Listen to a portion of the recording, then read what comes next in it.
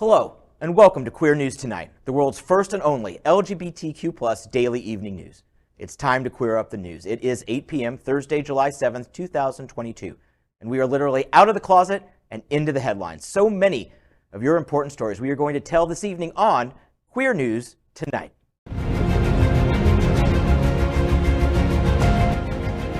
This is the world's first live daily LGBTQ evening news show, literally out of the closet and into the headlines on Queer News Tonight with Al Ferguson.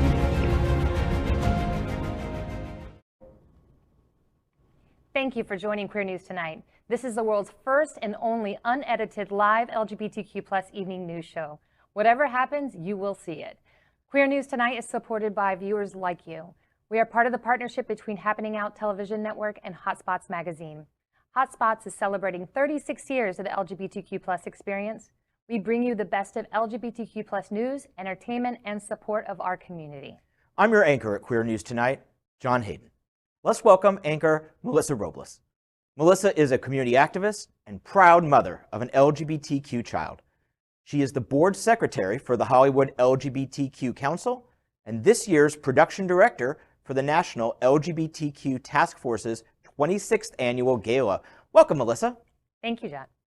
Let's welcome anchor Gregg Shapiro, an inductee into the Chicago LGBT Hall of Fame. Gregg is the author of 8 books, including his latest, Fear of Muses, an entertainment journalist whose celebrity interviews and music reviews run in a variety of regional LGBTQ+ and mainstream publications and websites. His movie review column called Screensaver can be found in South Florida Gay News, San Francisco's Bay Area Reporter, RottenTomatoes.com, and more. Good evening, Gregg. Thank you for that lovely introduction, Melissa. Let's welcome anchor Jeff Delmay. Jeff and his husband Todd were one of 6 plaintiff couples that sued for the right to marry in Florida, and were the first to marry when the judge lifted her stay in 2015. Besides decades in the travel and hospitality industry, Jeff is also board co-chair of Equality Florida, the state's largest civil rights organization. Jeff and his son also help support his husband Todd's campaign for State Representative District 101.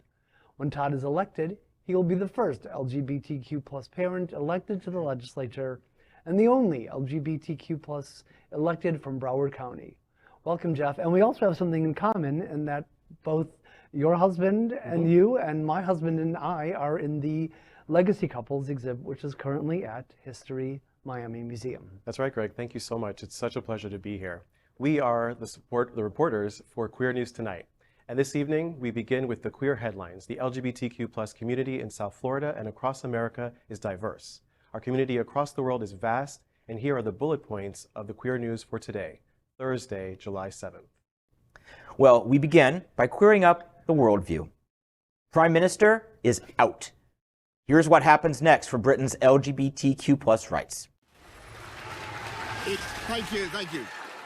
It is clearly now the will of the Parliamentary Conservative Party that there should be a new leader of that party and therefore a new Prime Minister.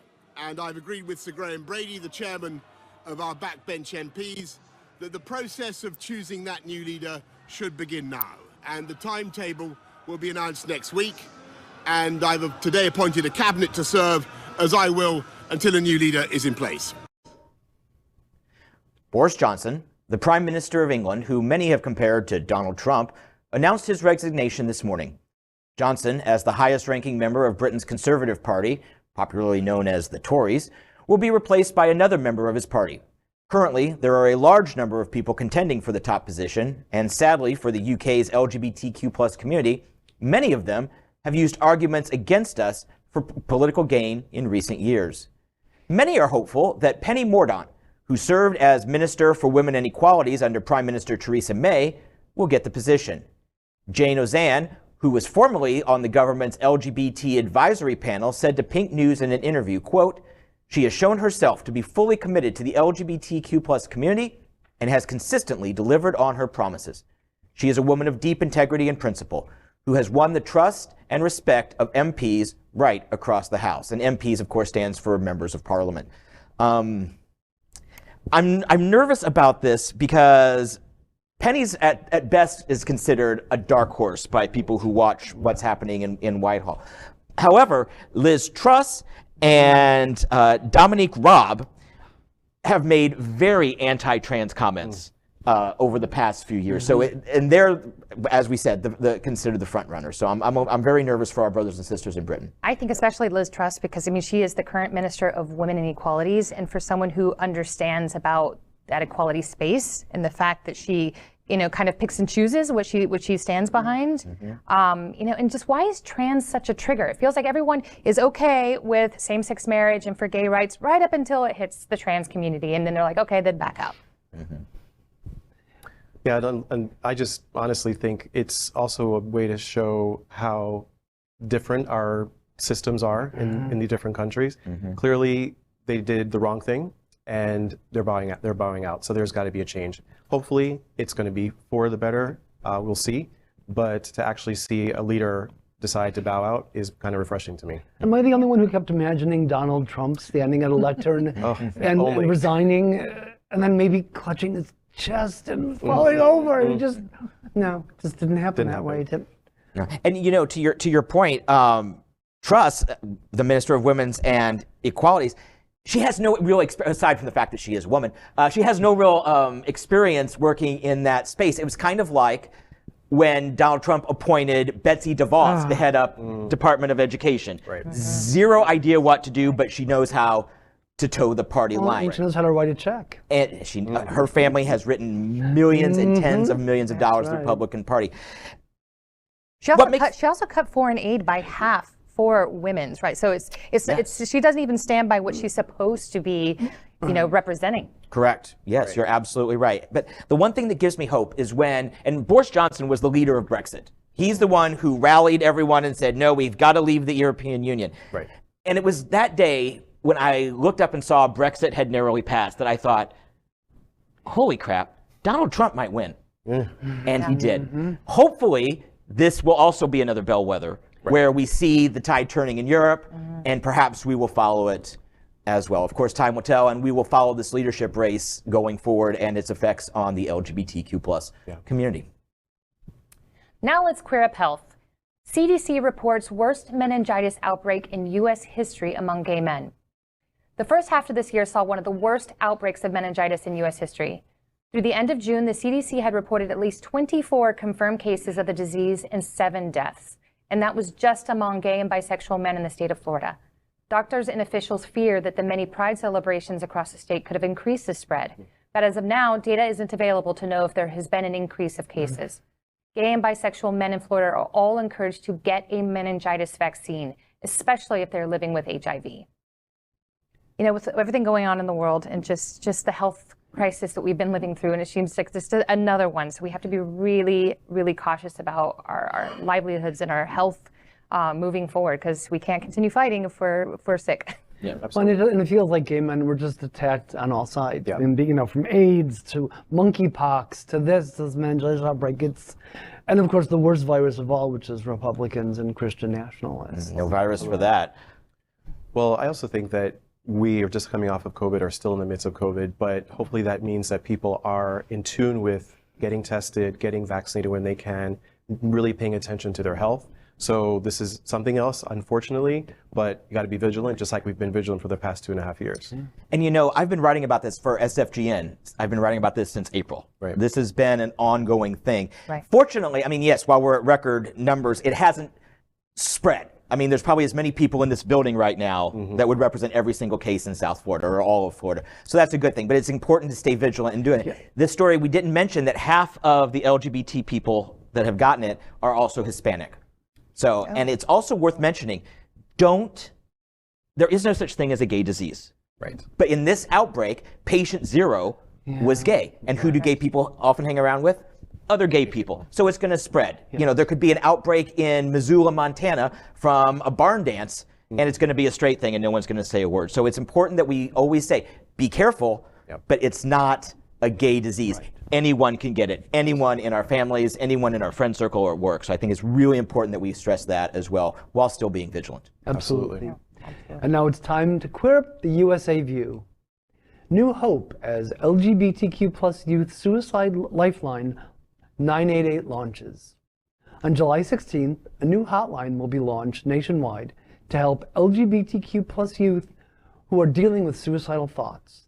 That number, 988, does not replace the National Suicide Prevention Hotline, but offers an easier number to remember than the current 1-800-273-8255. The number will be supported by special community centers. However, those are not set to launch until 2023, a fact that is already putting pressure on states that are scrambling to hire more operators to help cover the expected increase in calls. I'd imagine an increase in calls here in Florida for sure. This is especially important to me because I have a child, 11, gay and non-binary, and transgender and non-binary youth out of the LGBTQ youth are more likely to attempt suicide. And I'm glad I can be a support for my child, but I worry about what goes on in her world and what I cannot control. And I can't imagine anyone who does not have that support out there. So this is, I'm so glad that they're actually focusing on this and doing something to help protect our youth. Well, just the simplicity of it, that it's just three numbers, 988.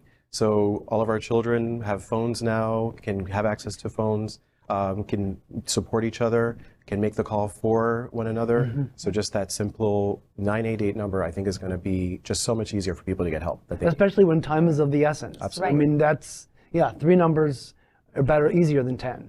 Your child is 11. Yes. And is already a step ahead. An amazing mom and a safe space at home. And while we all say, well, that should be the norm, unfortunately for many, it isn't. Are you prepared for your child's friends that they make? Because going forward, you're going to become a beacon of light or a magnet to help them through these things. Have you started to think about that yet? Or is that still like junior high and high school? And No, it's unfortunate because, like you said, it shouldn't have to be a thing that, I have to have support to be okay in my life. And there are family members who are not as supportive, but I've taught my child, I said, we are an island. We do not have to let anyone on our island that we don't feel that accepts us and is there for us and just treats us as a normal human being that they are. So, we've even done that with family, and it's been difficult, but they know that they can create their island however they want, and the community that we have, the friends that we have, we're very close with Jeff and his son.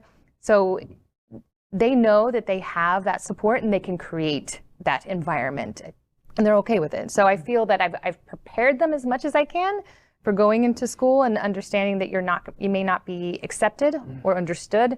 But that's okay, because that's their problem, not yours. Yeah. And I can attest, I've seen how wonderful Melissa is with her child and the interaction with our son. And you know what? It's not too young.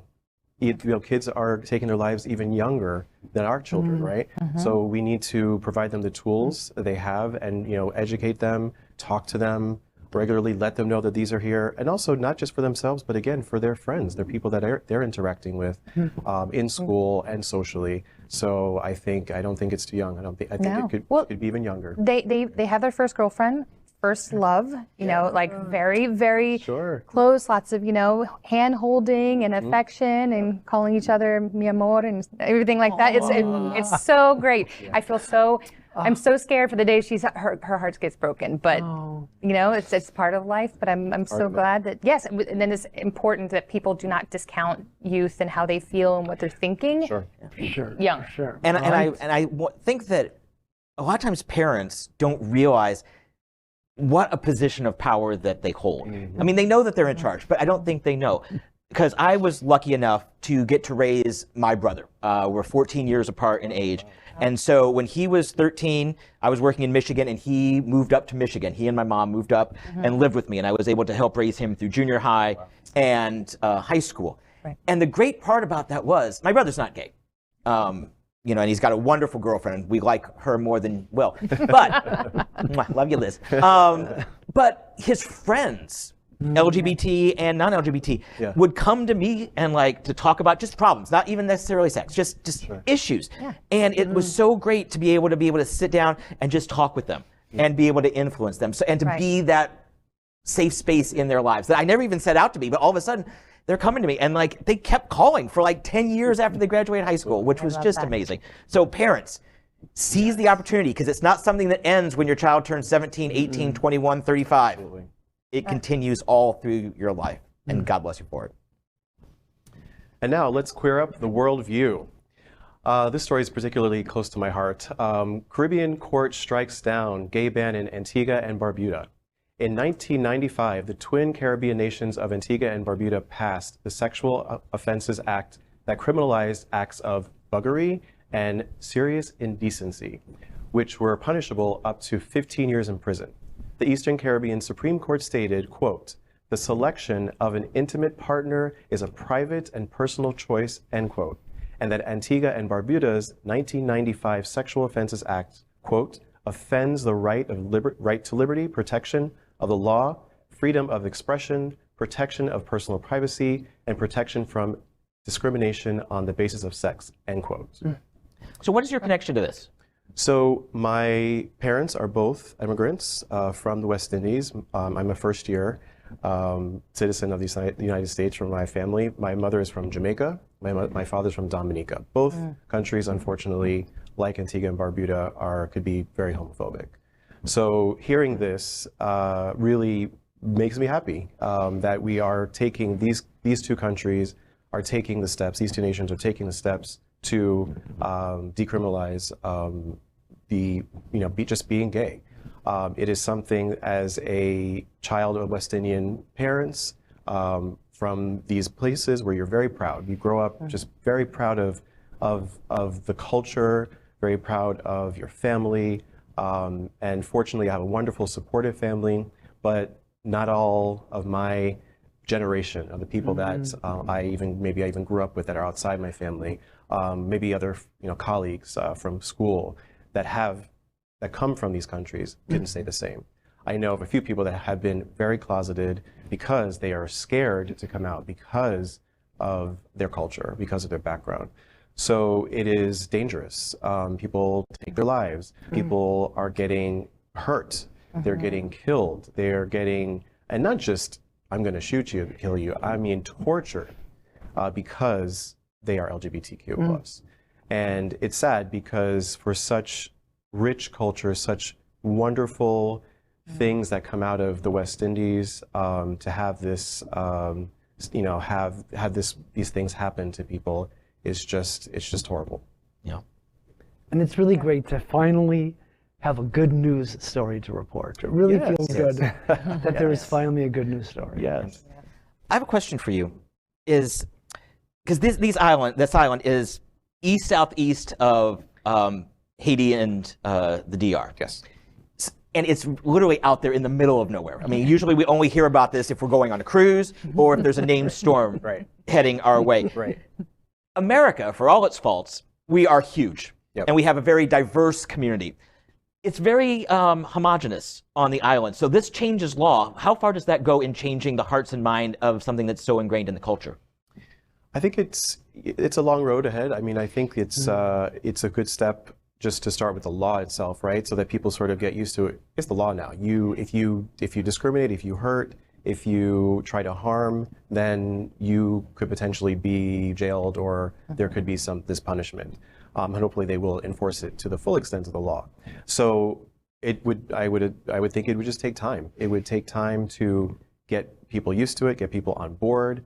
But I will say though, over the years and over the 20+ years I've been out,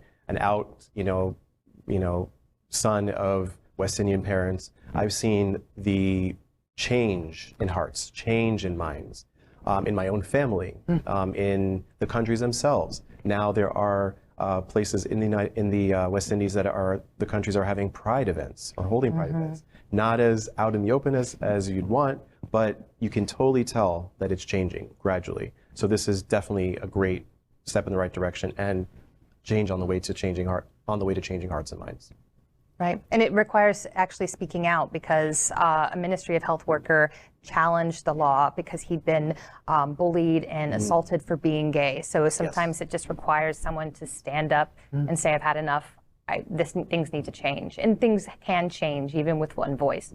And a lot of it, another thing that's close to my heart is tourism. A lot of the tourism boards and tourism ministers in these countries have said, hey, we are missing out on inviting a great chunk of the population of the world because of our treatment of LGBTQ people. They're people just like us.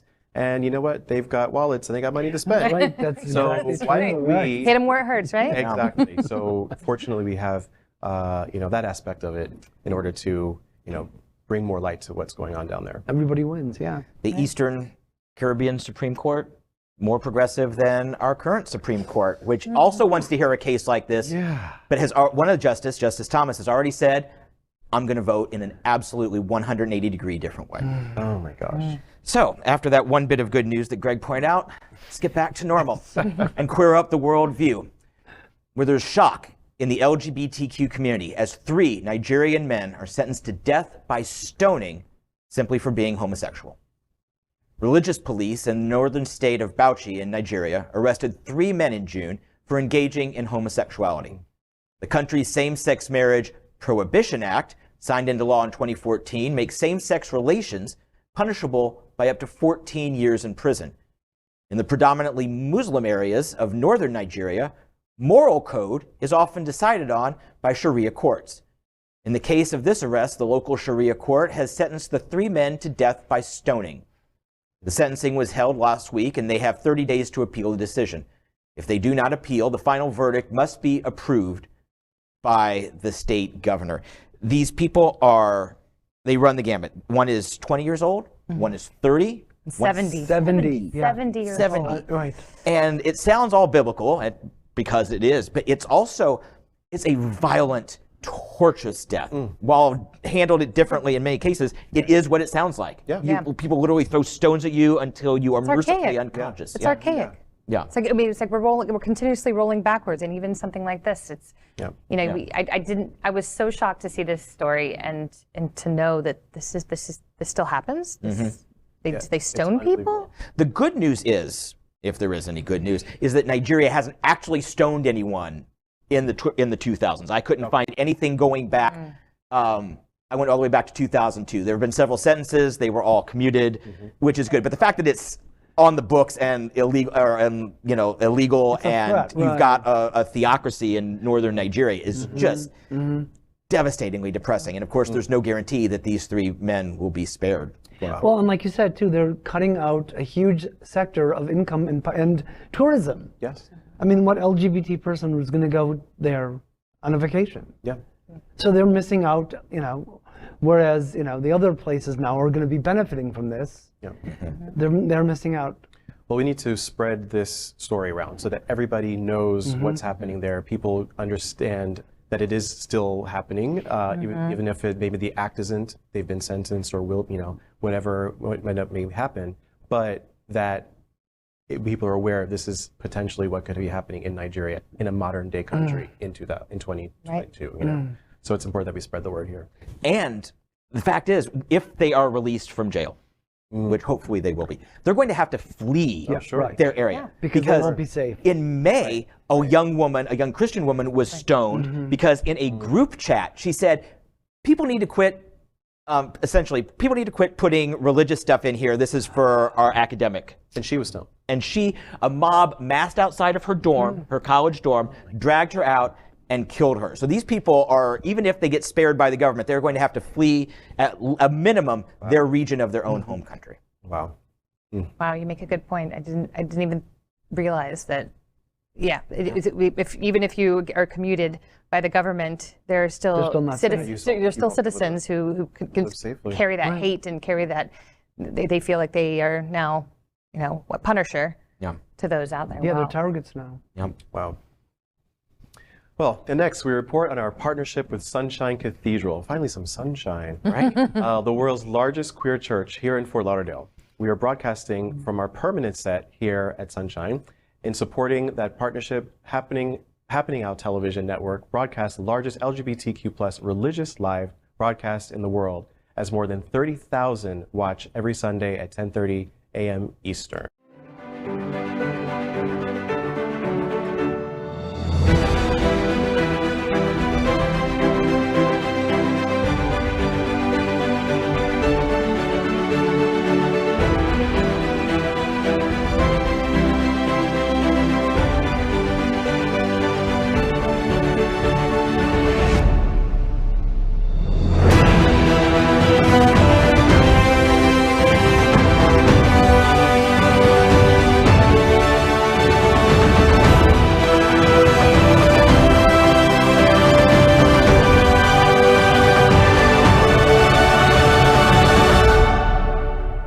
I'm Mayra Hidalgo Salazar, the Deputy Executive Director of the National LGBTQ Task Force. We are the world's largest civil rights organization, and we are stronger when all of us stand together. That's why Sunshine Cathedral is my queer church. That is today's news for the LGBTQ plus community on the world's first and only daily LGBTQ plus evening news show. Is our community important to you? Of course it is. So help us by liking and subscribing. Ring the bell for updates. Share this news with your friends and family. Post this broadcast in many groups that you're a member of. Tonight's stories about our community deserve the attention of our family and friends. Queer News Tonight is the only live LGBTQ plus digital television show in the world that is out of the closet and into the headlines. We need your support. And if our community is to grow, we must tell our stories and bring them to the attention of the broader world. This is the only place in the world that tells these LGBTQ plus stories in motion and sound. And that is the passion of Happening Out Television Network and Queer News Tonight. I'm your anchor, John Hayden. And on behalf of these LGBTQ plus reporters, the anchors of Queer News Tonight, including Melissa Robles, Mr. Gregg Shapiro, and Jeff Delmay, vote for his husband, Todd. Look at the shirt, please. Yeah. But before we end our show, however, we do have one final story. Queer Up, the big interview. Exclusive interview with Barbra Seville, the Queen of Phoenix, who took on the Arizona GOP. When former news anchor and Arizona gubernatorial candidate Kari Lake attacked drag queens being near children on Twitter, one of those queens brought receipts. Now, as the August 2nd date for the Arizona primaries approaches, the now nationally lauded Barbra Seville sits down with Queer News Tonight to discuss the events, drag culture, and holding politicians accountable. One of Phoenix's best-known drag queens is calling his former friend, Republican candidate for governor and former TV news reporter Kari Lake, a hypocrite after Lake weighed in on drag performances, the latest in a long list of fronts in the conservative culture wars going on in Arizona, Florida, and all across the country. Lake tweeted, quote, "They kicked God out of schools and welcomed the drag queens. They took down our flag and replaced it with a rainbow," end quote. While Richard Stevens, who is Barbra Seville in drag, shared pictures and texts from Lake in several social media posts and said Lake had attended countless shows and private events over the decades of their friendship. He said he had performed as Marilyn Monroe in front of Lake's own daughter when she was just 9 or 10 years old. Well, we had to discuss that, and we wanted to discuss today the details of the GOP, drag queens, and what is occurring in Arizona with Richard Stevens and the drag queen, Barbra Seville. So we welcome Richard and Barbra to Queer News Tonight. Thank you. How many times have you uttered the phrase, "What's going on in Arizona"? What's going on in Arizona? Well, let me clue you in immediately. Not as often of what in the hell is going on in Florida. So correct. You are a calm blue state compared to some of what we watch here in Don't Say Gay Land and DeSantis land. Richard, you really caught our attention. You had this long relationship with the candidate for governor in Arizona, performed, been in her home, longevity in terms of your performance and the fun of drag. And then she retires from being a television reporter in Metro Phoenix, decides to run for governor under the GOP flag, and then apparently adopts the talking points of what goes on. And I don't know if you've heard, but right after guns, drag queens apparently are the most dangerous thing in America. Yes. What was your reaction when she tweeted that of drag queens and God and the American flag or the rainbow? What was your reaction to it? I thought I read it wrong. I thought this couldn't make sense because I've known Kari for so long. I met Kari in the 90s. She was broadcasting on a local affiliate, and her station was just a mile or so away from the bar that I was appearing at. And so I got to know her through the years, established a friendship with her, became a source for her. I appeared on her local newscast several times in the capacity of Barbra Seville. We became friends. We would exchange messages. We would talk about current events. She would check in on me, on my mom and dad's health. I would check in on her family. I congratulated her on the scoop of interviewing Donald Trump when he was the president. And so we're talking, 25 years of friendship, basically. And so it was around like 9 o'clock at night when somebody here in Phoenix sent me the tweet of hers. And I couldn't believe it. I honestly couldn't believe that that's what she said. And I called her, Al. I called her personally, and I didn't get an answer because I wanted her to say to me, hey, you know what, Richard? I've had a change of heart, and I wouldn't begrudge her that. I would be like, all right, you do you. You're wrong, but at least you told me to your face. She didn't answer. I texted her. I sent her a text that said, are you really selling me out? Meaning our friendship and meaning the LGBT community. She didn't answer. So then I went to Facebook because I was going to message her on Facebook. And this is when I knew that something was rotten. Because she and I weren't friends anymore. And if you've ever been blocked or if you've ever blocked someone on Facebook, your history with them will disappear. So I wasn't able to go through and find the years of correspondence that we had and candid conversations that we had had. But I remember that she had invited me to follow her on her personal page. And so I was able to find a paper trail from her Carrie Halpern page, which is her married name. Did you screenshot that? Of course I did. I'm a drag queen. I keep receipts. You're a drag queen. Yeah, right. You have the receipts with you. When she unfriends you, and so to this day, you've never had any conversation with her since this broke? I haven't. The only thing that I've heard from her is her screeching about me on Fox News. They brought me up at the the Republican nomination campaign, the Republican campaign debate.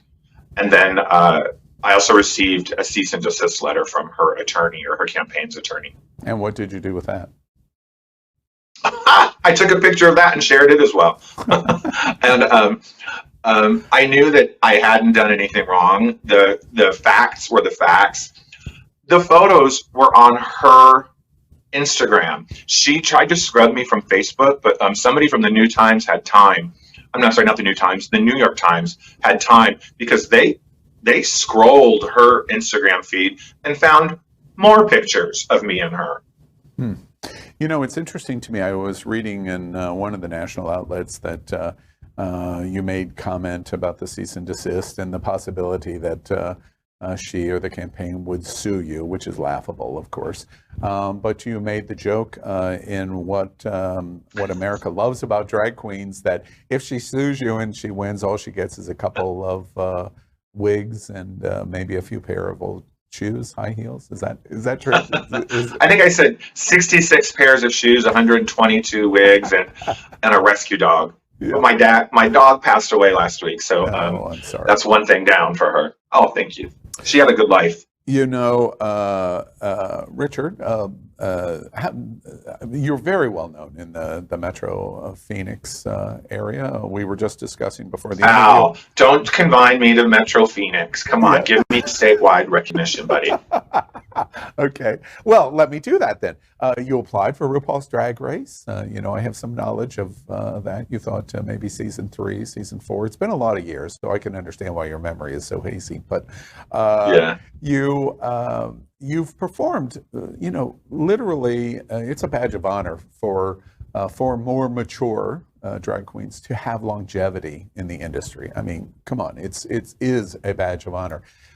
So you've been around and seen everything. So now you're watching something when gay was completely rejected. You came out of an era where, we came out of, you and I came out of an era different than we thought was finally behind us. And now this whole new dust-up starts. What do you think is going on here and why this is happening to people like you and others in our LGBTQ community?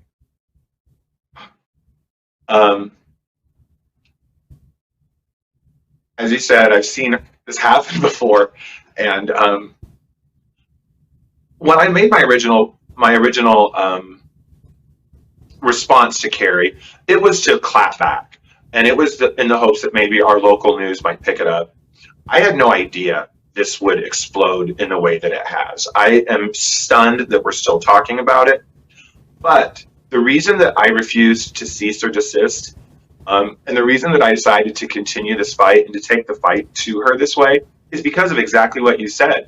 I grew up not feeling proud of myself and never thinking that my dreams could come true. I wanted to be the governor of Arizona when I was a kid. I wanted to be this, that, or the other. But I had so much negativity pounded at me as a young gay man that I never believed that I would live to be 30. I never lived that I would be able to have the opportunity to do anything. So the reason that I kept this fight up is for other people, because I don't want some 12-year-old in a small city in Ohio feeling bad about himself because he's gay, or knowing that somebody running for governor is campaigning on fear and on stigmatizing you and on marginalizing you. That's the only reason I'm still talking about it. That's the only reason that I have refused to back down to her campaign's demands. Good for you to do that. The reason this makes national news is we have people like Governor Abbott in Texas and Governor DeSantis in Florida who say, don't say gay at all, and have suggested that drag queens and people in our community, LGBTQ community, even to the extent of being groomers of our children. And it leads us to the episodes that we're watching around the country. Even last week, Proud Boys attacked a library for a drag queen story hour. When you read a story or hear a story like that, what would your reaction be if you, as Barbra Seville, is sitting in a library reading a storybook to children, and the Proud Boys do what they're doing in events that we're seeing all over the country? What would your reaction be to it? I don't know. I can't imagine. These aren't things that I ever had to ask myself. These aren't things that I've ever participated in the past.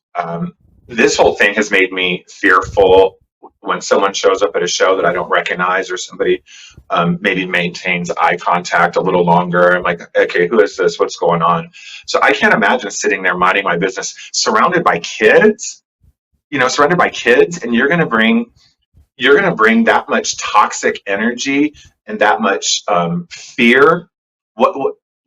Do what you say, what you want to me, but you're going to scar these kids with that kind of stuff. I can't imagine. I think my first instinct would be to protect, a kid from that. Shield them from seeing it, or trying to remain calm. I don't know. It's scary.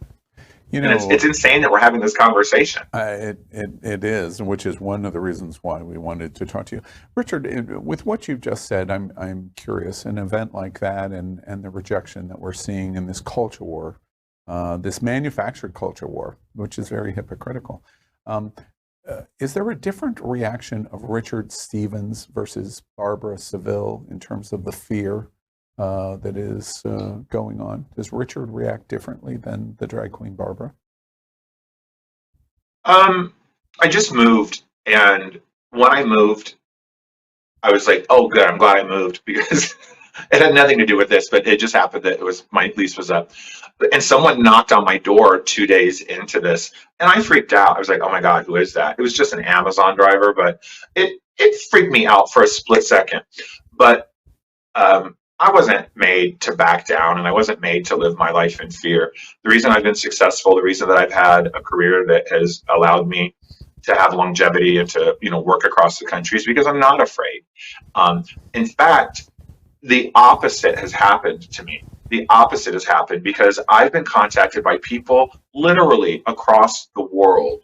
Across the world, not Phoenix, not Arizona, not the United States. People from across the world have reached out to show their support and to stand behind me. And so if the Proud Boys or the Carrie Lakes of the world or the Donald Trumps of the world think that they can bully me and weaken me. They underestimated me. They misunderstand me because I feel more empowered and more strong and almost fearless than I've ever been. You know, Richard, it's so interesting to me that Arizona gubernatorial candidate for the GOP, Lake, has you in her home and loves the presentation, the entertainment presentation that you do, to the point where she wants you to perform for her own 9 and 10-year-old children. What changed for her? Why almost a shady response in terms of unfriending you, not speaking to you, not explaining it to you over the longevity? What changed for her that might help us understand what's going on? You know, I wasn't in the room with her and I haven't had these conversations. I was still in touch with her after she had announced her exploration to run for the governorship. I even was in touch with her when, and get ready for a RuPaul style plug alert here. I was even in touch with her when she announced her Carizona ad. And I sent her a message and I said, Carizona, that's brilliant. I do stuff like that all the time. I call the people that come to my shows civilians. I call my Halloween show a Seville show. She knows that. And she wrote back, yeah, it's great. I learned from the best, wink. And so I immediately created my Barbra Zona shirt that's available for purchase. And it looks exactly like her shirt. You know, it's funny to me, with what's going on in Arizona. I'm always curious to LGBT and others around the country that don't quite understand Arizona and Maricopa County. We're sitting here in Florida. Do you have to be an LGBT hater to become the Republican governor of Arizona? Is that a requirement? Is it written into the bylaws somewhere? Is it in a back room? They've all agreed. What's going on in Arizona? It's not a requirement, but it doesn't hurt. And you know, I want to go back. I apologize. You asked me a question and I went on a tangent about my shirt. I want to go back to what changed with Carrie. And this is what I believe happened from my friendship with her. She had that interview with Donald Trump, a huge opportunity for anybody, not to mention a small market like Fox 10 in Phoenix. She interviews the president of the United States. A lot of people on her fan page and people on her socials sort of condemn her and boo her and shout her down for talking to him. I think that's when it changed for her. I think that's when she said, hey, maybe there's something to this Trump derangement syndrome. I think Donald Trump took a look at Carrie Lake in the White House and said, look at you, kid, you've got it. You know, you're telegenic, you speak well, you've got a hold on this market for 20 years.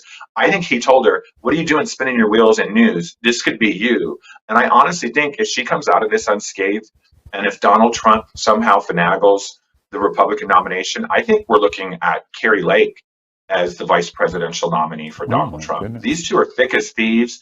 They're running together. She's spoke with him. She's appeared with him several times. She's always the last one before him. I think there's some sort of an alliance going on there. But if we stop her here in Phoenix, go ahead. Yeah, well, I was just going to say, are people in Maricopa County and in Arizona, are they watching the January 6th hearings? You know how it is. The people like us who care, we're watching and we're digesting it. But people like that, they have an excuse for everything. When I shared my initial post about Carrie Lake, I didn't put all my cards on the tables. And people said, oh, that's not true. That's not true. So then I started releasing more information, and then other people started sharing their own stories. And these people have photos and video of her, and they're still saying that it's fake. Yeah. Yeah, it's an interesting world. You know, so those people, you can't talk to those people. Yeah, it's an interesting world we're living. Richard, it's been such a pleasure talking to you today. It's such an interesting story of her being caught red-handed in terms of what she's trying to sell on God and drag queens and the American flag versus the rainbow flag. Last question for you. If you had the opportunity and I pulled her into this interview right now, what would you be saying to gubernatorial candidate Lake? Well, I would tell her to lay off the bronzer because she's coming off just a little too made up on most of the things I've seen her. Look, I did this barefaced. She can do it too. But what I would tell her is, I'm ashamed of you. I'm ashamed that you betrayed my friendship for votes.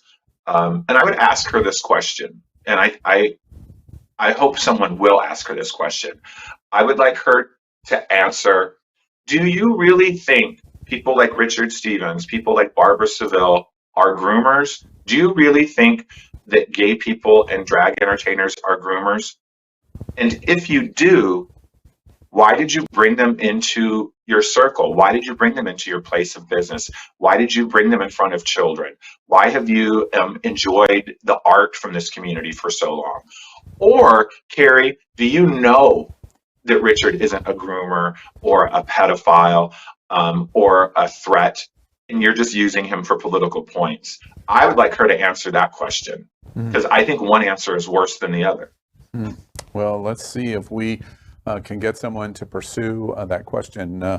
GOP candidate, governor candidate, is probably not going to be speaking to me at Queer News tonight, but let's hope somebody does ask that question. And by the way, I thought for just a split second that I was, when you were talking about the bronzer comment, I thought, oh, Michelle Visage is with us tonight. So.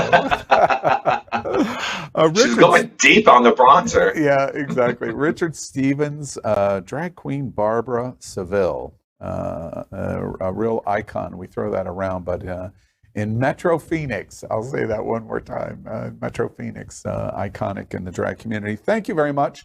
We're going to continue to watch this and follow this story because it is super interesting of the hypocrisy that you catch red-handed in creating a culture war against our children and the LGBTQ community. And Arizona is one of those ground zeros that we'll continue to watch closely.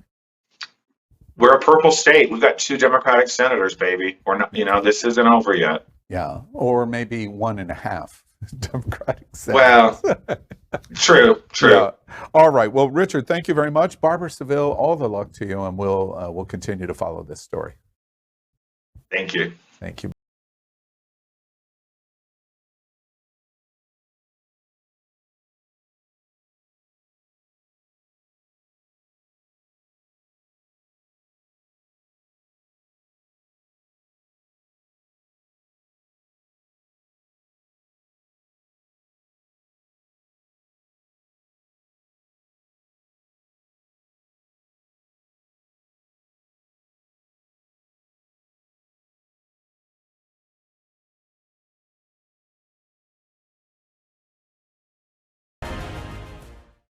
LGBTQ+ news is vital for our community and for the broader world as a whole. We have enough enemies at Fox News. Tucker, Sean, and Laura are loud. We need passionate allies. Happening Out television network, Queer News Tonight, and It's Happening Out are literally out of the closet and into the headlines. Our community needs your support. Like this broadcast and subscribe now to ensure